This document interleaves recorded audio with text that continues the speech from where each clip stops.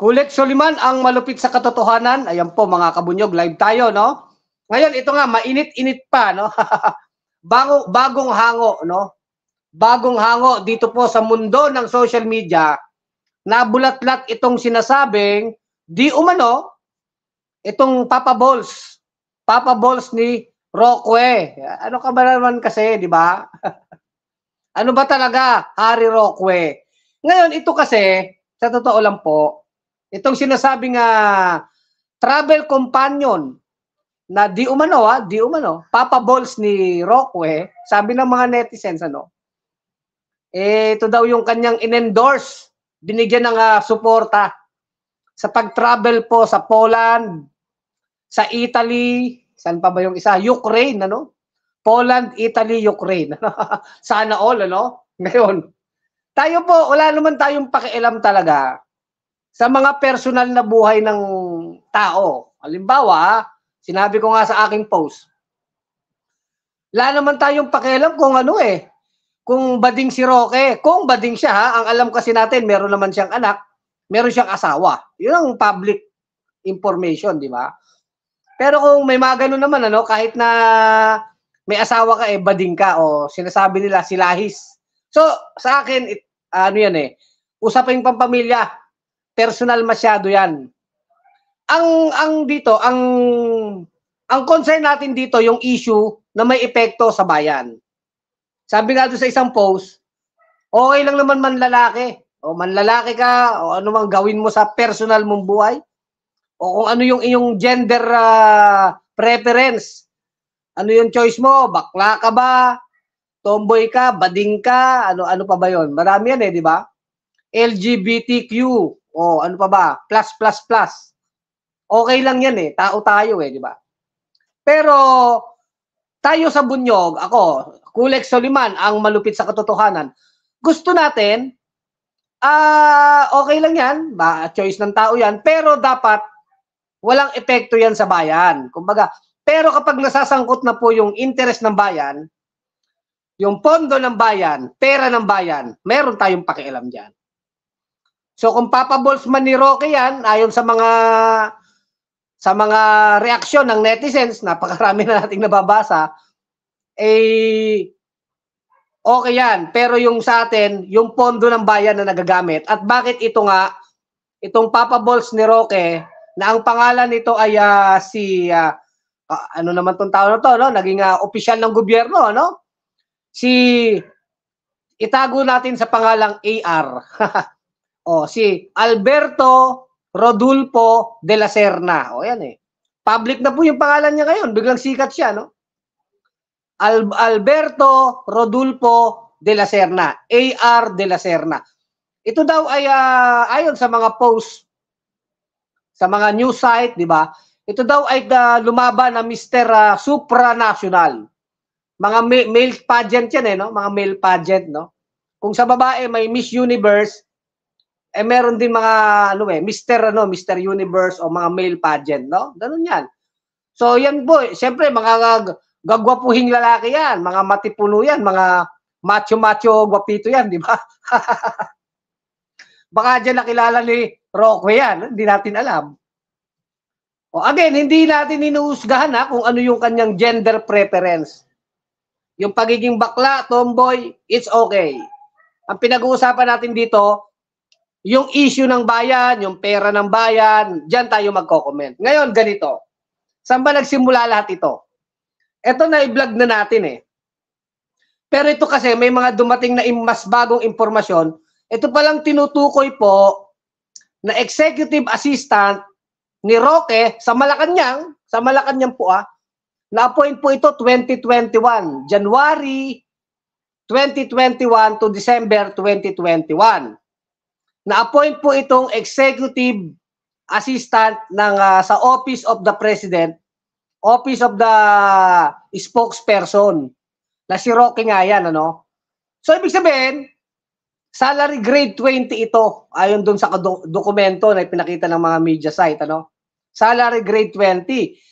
Ang sinasahod nito, nung ito ay in-appoint dyan sa Malacanang, 54,000 lang naman, Sus Mariosep. 54,000 buwan-buwan.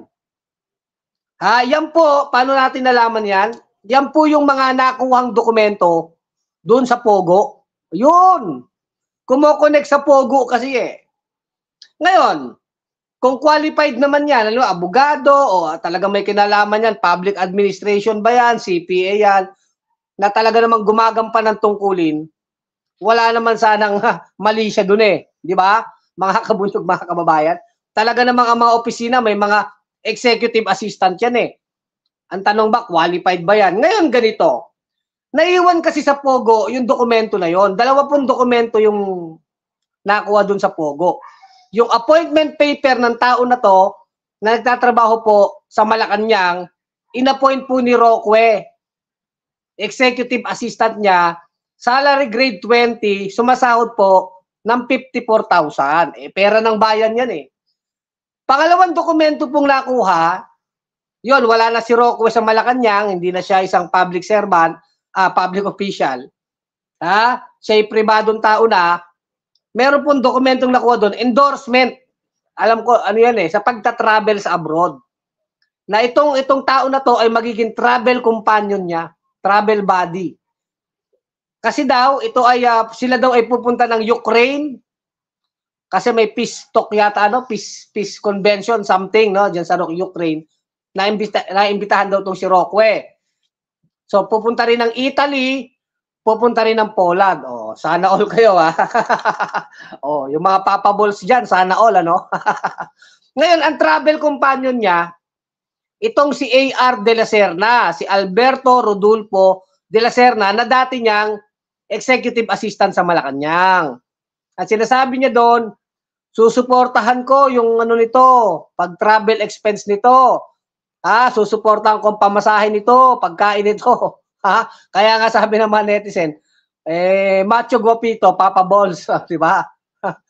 Ang sinasabi diyan ni Roque, kasi daw siya daw ay diabetic.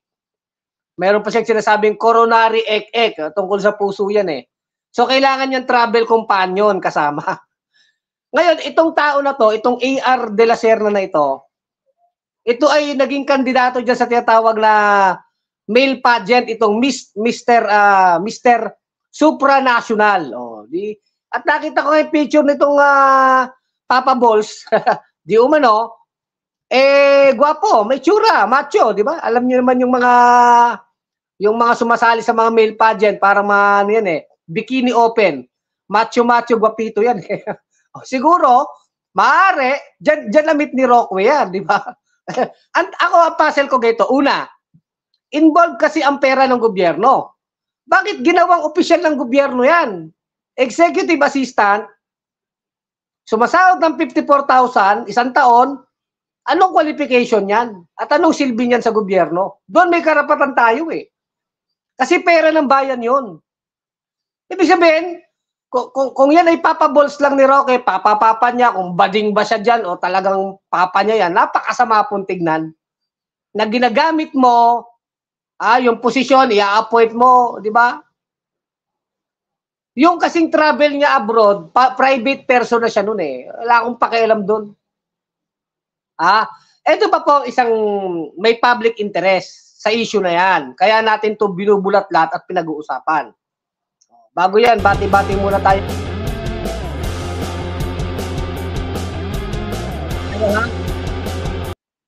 So, bati tayo, mga comment bago tayo magpatuloy. Kasi ito, tignan natin yung involvement nito sa Pogo. Kasi, isang point po na pag-uusapan natin, itong si Harry Roque ay sinasabing abogado ng mga Pogo, yung Whirlwind Corporation na siyang nagpapaupa dito sa mga Pogo dyan sa Porac. O isipin mo mamaya i-connect natin yan. Kaya hindi ito coincidence eh. Itong kanyang executive assistant na inappoint niya sa Malacanang, sumasahod ng 54,000, nung wala na siya sa gobyerno, travel buddy niya dyan sa Ukraine, sa Poland, sa Italy, na Papa Balls, di ba? Kumbaga, yummy-yummy eh. Sabi ng mga kaibigan kong kabadingan, di ba? May mga kaibigan tayong kabadingan, yummy-yummy, oh. Kasama daw ni Roque dito sa travel niya. Ngayon, yan ay may mga dokumentong naiwan sa Pogo. So Pogo, Pero si Roque ay abogado ng Whirlwind Corporation na nagpapaupa sa Pogo. O, na-connect nyo na. Mamaya po, explore natin yan. Ano? Abogado si Roque ng Whirlwind Corporation. Abogado siya. At sinasabi ng mga Pogo, legal representative siya. Isipin nyo. Abogado si Roque nang nagpapaupa sa Pogo. Tapos nandun yung sinasabing Papa Balls niya. O, di ba? Connect agad. Kaya nga ako nagre-research ako. Yung AR de la Serna na yan, kung sabi nga ng mga netizen, malay nyo nurse yan o doktor yan. O di, justified nga naman ano. Eh kung may diabetic tong si Roque at may mga coronary, ano siya, ano ba yan, mga tungkol sa puso, sakit sa puso daw. Kaya kailangan ng companion, travel buddy. Eh malay nyo naman itong AR de la Serna, si Papa Balls, ha? Ay isang doktor o isang nurse. Possible yun, di ba? Kayo talaga, no? Sana all ba? Para-para na lang yun eh. Sa hirap ng buhay ngayon, ano? Para-paraan, ha? Para-paraan. Anyway, ikaw talaga Roqueta eh, no? Oh, alam nyo, nire-review ko rin tong mga sinabi ni Roque tungkol kay Laila de Lima, eh, no? Kaya nga, kita nyo ang karma. Karma is digital, di ba? Ang daming sinabi ni Roqueta tungkol kay Laila de Lima. Pero ngayon, binabalikan siya ng karma. Nabubuking, ha? Tadhana ang nagbubuking. Kumbaga, out of nowhere, out of the blue, nabuking itong Papa Balls na ito. Kasama mo pala sa Poland. Malamig doon, di ba? Biro mo, Ukraine pa kayo? Italy kayo? Para-paraan talaga, no? Eh, nabuking yan, ha? Anyway, kasuhan, ay tignan natin yung connection sa Pogo. Di ba? Kailangan maging malalim kasi ang sinasabi nga natin dito, yan, travel buddy niya, executive assistant, tapos travel buddy niya. Tapos biglang siya ay abogado nang nagpapaupa sa Pogo. Tapos yung kanyang travel buddy na Papa Balls, nakatira sa Pogo. So ano ang pinaka-common sense? Ano ang common sense na sinasabi sa atin? Simple lang eh. Kung si Roque ang abogado ng Whirlwind Corporation na nagpapaupa sa Pogo, therefore, alam na alam ni Roque yung kliyente ng kanyang kliyente. Kasi ang kliyente ni Roque, yung tung Whirlwind, tung Lesor.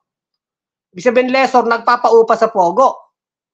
Edi si Roque, alam niya yung mga Pogo na umuupa doon sa Porac, dyan sa Pampanga, bilang abogado ng isang Pogo o ng isang nagpapaupa sa Pogo.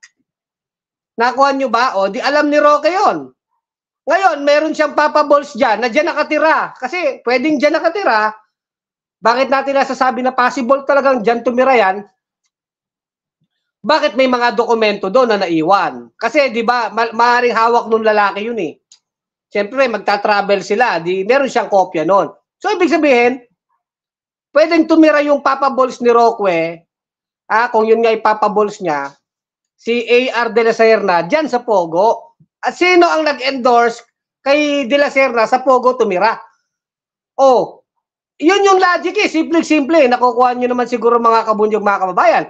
Di sabihin lang ni Roque sa kanyang Papa Balls na kanyang executive assistant dati. Papa Balls, meron akong dito, pwesto na pwede kang tumira dito, komportable. Ito, dito ka sa Pogo, sa Porac. Yun na yun. Dito tumira nga naman yung lalaki doon. Ginawa niya ng executive assistant eh. Ang tanong nga, hindi ko nga narinig ang pangalan niyan, di ba? Mukhang ano kayang ginawa naman yan? Executive assistant, ano bang naging trabaho sa Malacanang yan? Pinasahod lang ng taong bayan na ganun-ganun lang, di ba? Ngayon nasa private sector si Roque, dyan niya naman nilagay yung Papa Balls niya. That is the only conclusion na pwede nating isipin. Ibig sabihin, si Roque may connect sa Pogo at ginamit niya yung connect niya sa Pogo, pinatira niya dyan yung Papa Balls niya. Di ba? Ganun lang naman kasimple yun, mga kabunyog, mga kababayan. Bakit natin nako-conclude na nag-stay doon yung Papa Balls niya, si AR de la Serna? May mga naiwang dokumento. Na yung dokumento na yon ay para lang yun sa kanila dahil pan-travel document nila yan eh. Endorsement yon. O yung appointment paper at yung endorsement ni Roque na inaamin naman niya doon sa kanyang dating executive assistant na Papa Balls. O, di ba? Pag sinabi kong Papa Balls, macho guapito. O, di ba? O, di ba? O, kayo na si Roque, di ba? O, di ba Roque? O, alam nyo, sobrang grabe po. Ako, naalala ko nung panahon ni De Lima, si Senator Laila De Lima kung itong sila Roque, itong mga congressman na mga kapanalig ni Duterte noon, kung ibalahura po ang pagkatao ni Senadora Laila De Lima, talagang binabastos yung pagkababae ni Senator Laila De Lima, di ba? Inimbentuhan pa ng mga peking sex scandal. Di ba? Naalala ba natin? Isa dyan sila Roque ang nagpapakalat niyang mga ganyang kabastusan kay Senator Laila De Lima. O ngayon, di marunong ang tadhana, digital ang karma. Wala pang 2 taon, nabuking-buking na to pagkaalis nila sa Malacanang, di ba? At ito, hindi to inventong kwento, ha? Hindi to inventong kwento. Ito may mga tangible evidence. May ebidensya talaga at ang nakakuha nito, yung Presidential Anti-Organized Crime Commission, yung PAOC, yung PAOCC. At sila nagre-report dito. Di ba? Ngayon, sabi ni Roque, alam nyo, ito lang naman sabi ng mga netizen na nabasa ko. Ikaw, Roque, kung talagang meron kang sakit sa puso at diabetic ka, at sabi mong malalayang kondisyon mo, kailangan mo ng kasama sa biyahe, travel companion. Bakit si Papa Balls ang kasama mo? Di ba dapat isang nurse o isang doktor ang kasama mo? Total, magbabayad ka na rin lang Gagastusan mo yung, sabi nga doon, gagastusan niyo ng hotel. Isipyo, ha? Gagastusan niyo ng hotel, pagkain, accommodation. Nakalagay pa doon sa sulat, pag may mga emergency na nangyari sa amin sa ibang bansa, dyan, sa aking companion, sasagutin ko lahat yan. Para itong aking companion ay hindi maging burden, financial burden, sa bansang pupuntahan. Siyempre, nire-require yan, usually Europe, ganyan. Kailangan mapatunayan mong hindi ka pabigat dun sa bansang pupuntahan mo. So, ibig sabihin, si Roque yung may pera talaga dito, di ba? Si Roque yung may pera. At itong Papa Balls na ito ay kanyang dala-dala talaga ito. Di ba? Yan ang dyan Facts of the matter yan. Di ba? Yan hindi naman inimbento, hindi minarites. Nakalagay po yun sa dokumento na pinirmahan ni Roque. Ano kayang pakiramdam ni Papa Balls? Habang kasama si Butanding, siyempre katabi ni Butanding sa aeroplano, di ba? Matibay bang sikmura? Alam nyo, kung wala lang involved na Pogo dito, ako nga, isang pang question ko dito, pwedeng possible to, ha? Dahil dyan nakatira sa Pogo itong si Papa Balls, maraming alam to sa Pogo Pwedeng ganun pwedeng naging courier din yan. Courier, ibig sabihin, courier ng mga impormasyon. Kasi dating executive assistant ni Roque yan. Nakukuha niyo yung connection, Roque, abogado ng Whirlwind, nagpapaupa sa Pogo, yung Whirlwind, si Roque ang abogado, nandun yung kanyang Papa Balls. Diba? Connected, konektado. Diba? Kaya nga pwedeng kumanta ng alam mo, kinakanta ng kaibigan kong noon. Nilunok. Alam niyo yung kantang Nilunok? Nilunok kong lahat. Pero sa totoo lang, seryoso yan. Kaya sinasabi ng PAOK-TF, hindi naman daw walang criminal something doon sa sulat. Inosente yung sulat. Totoo yun, yung the letter itself, the travel itself, walang criminal doon na pwedeng madawit talaga. Pero, bakit nandoon yung tao sa Pogo na yon? Kumbaga, kung nandun yung Papa Balls ni Roque, si A.R. de la Serna, bakit siya nandun? Sa dami-dami ng pwede namang maging boarding house o apartment, ba't sa Pogo? Kung saan si Roque ay abogado ng Whirlwind Corporation na nagpapaupa sa Pogo. Considering na si Roque ay dating nagtatrabaho sa Malacanang, isang napaka-impluwensya, napakataas na opisyal ng gobyerno, na sabi natin ano na po yan eh, mga kanang kamay ni Canor Duterte yan. Malapit na po yan sa presidente, hindi basta-basta opisyal yan.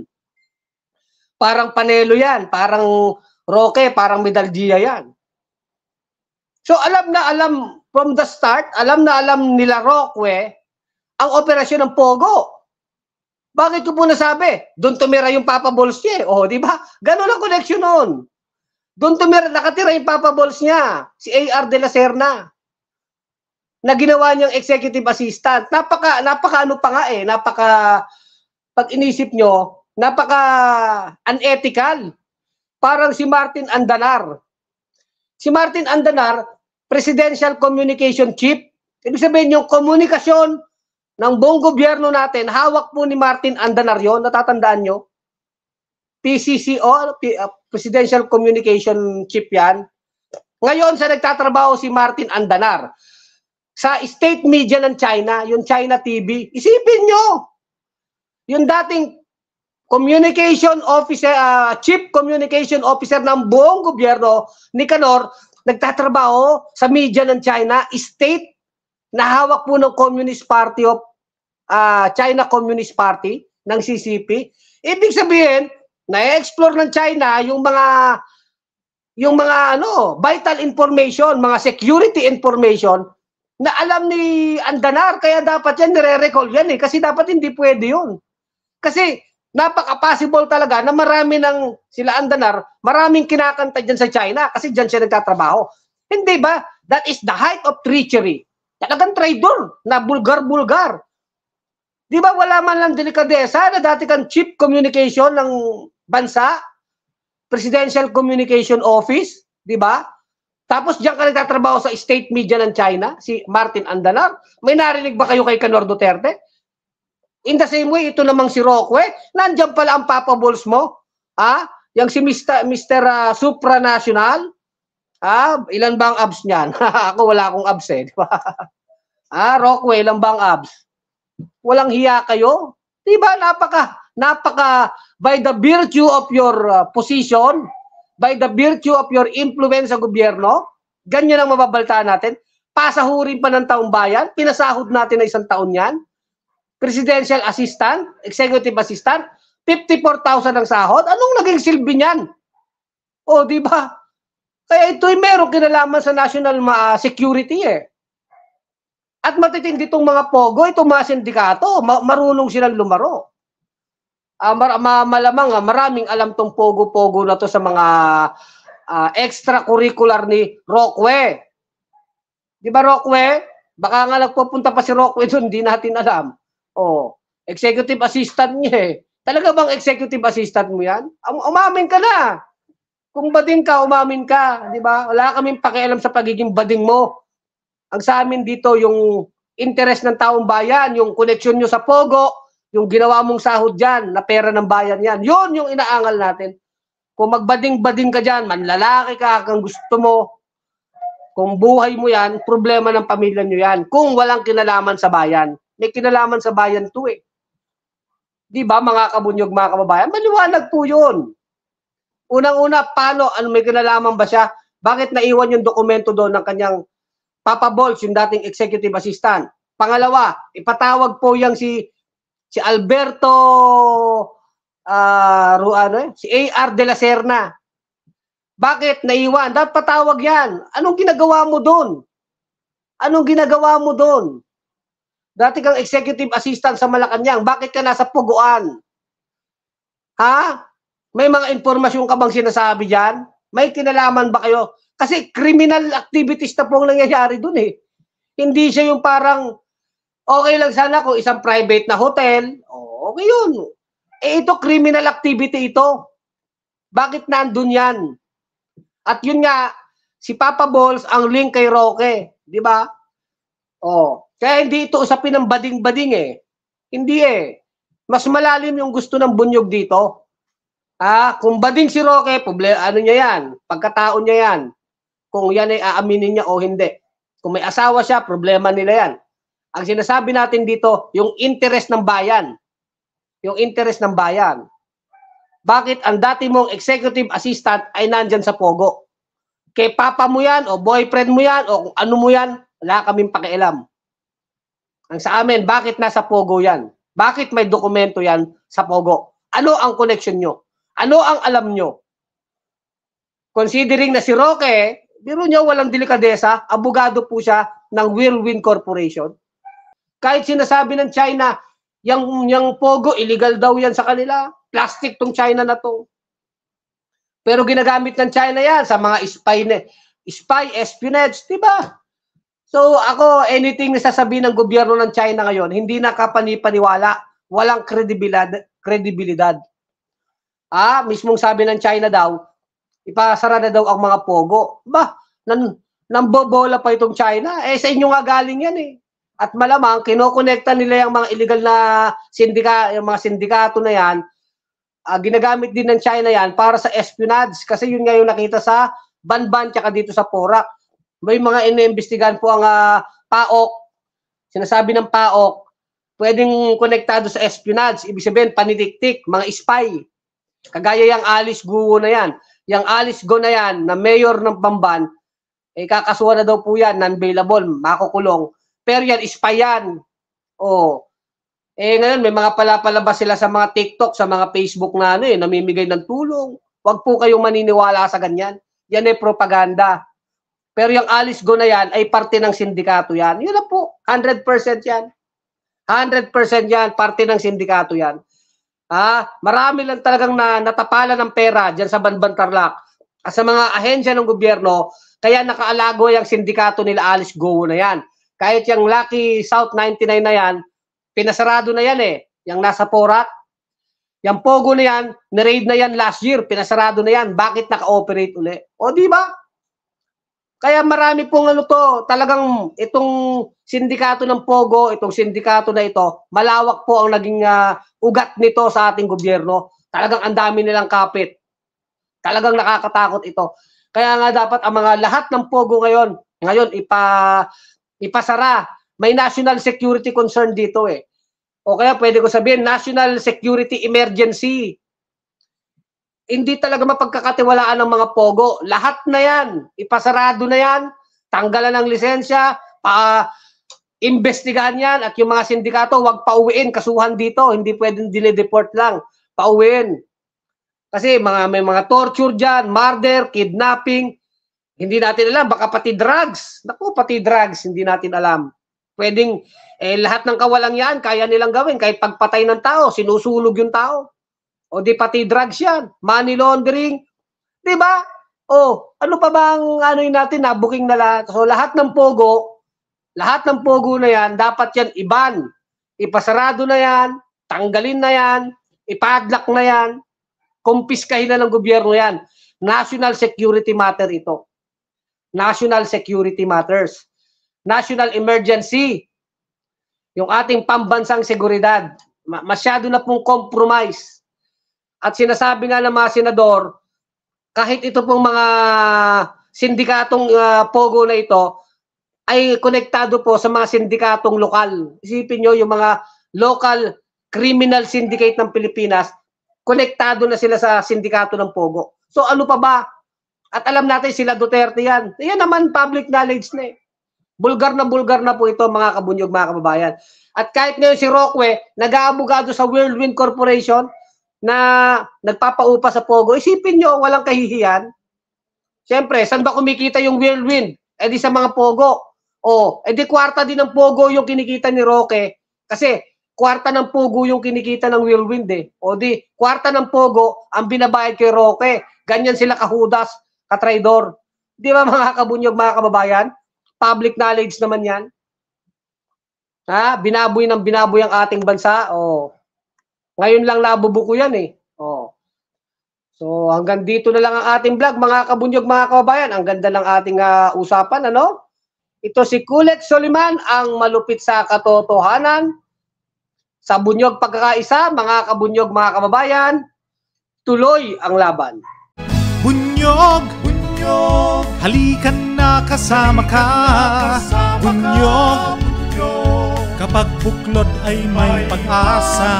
Luzon, Visayas, Mindanao, isa ang pananaw. Sa bagong Pilipinas ang bunyog isisigaw. Bunyog.